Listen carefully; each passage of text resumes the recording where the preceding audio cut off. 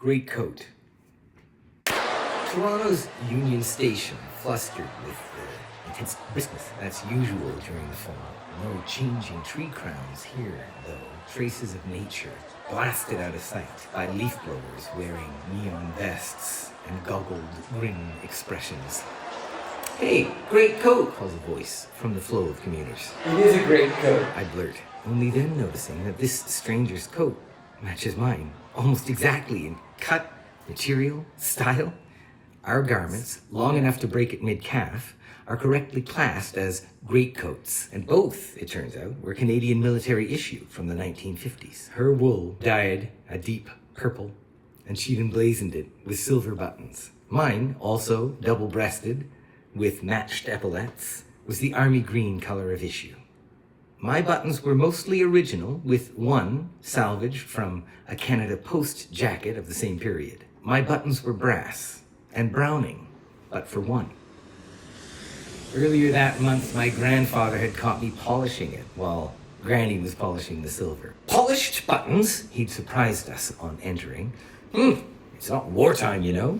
Grandpa had been promoted to field captain in the British Army. He was a gunner during World War II. His role, while stationed in Italy and North Africa, was sighting, aiming, and balancing cannon muzzle elevation against explosive power and wind speed, pretty serious math, to reach enemy targets which were usually shooting right back at him. The family had long joked at high holiday tables his math-mindedness must have left him after the war, for he later was more famous for written words and storytelling. But in that moment, with my one shining brass button, I was acutely aware of the transgression, inadvertent, shiny buttons only for wartime and funerals. Peacetime repurposing of these utilitarian garments still needed to respect the history these precious garments represent.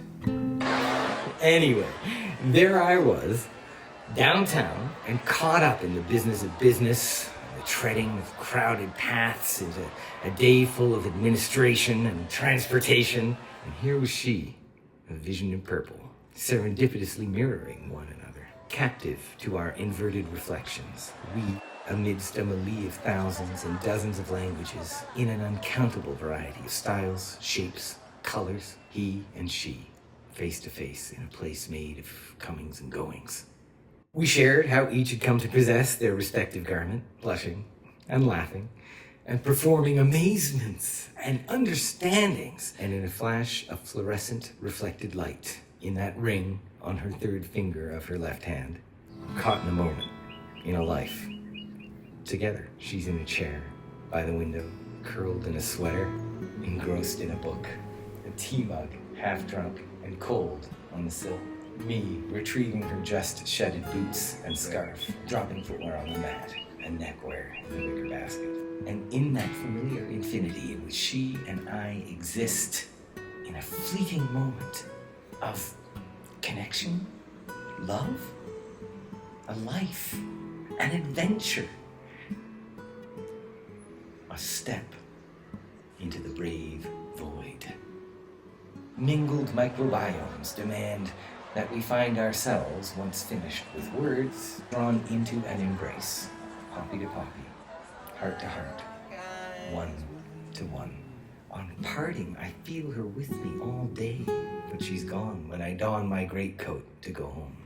And today, on the 11th, there are so many strands binding me through this greatcoat to the solemnity and hope that is this day of remembrance. And now, as I share this story with you, I feel something about her again. A stranger with a life and a path and a future. And yet we came together for one moment among millions. And so my coat, made great not by war, but by tailors, her mothers, stitching every stitch with the love of one protecting a child from a wave of fire, a maelstrom of malice. And I share it with you.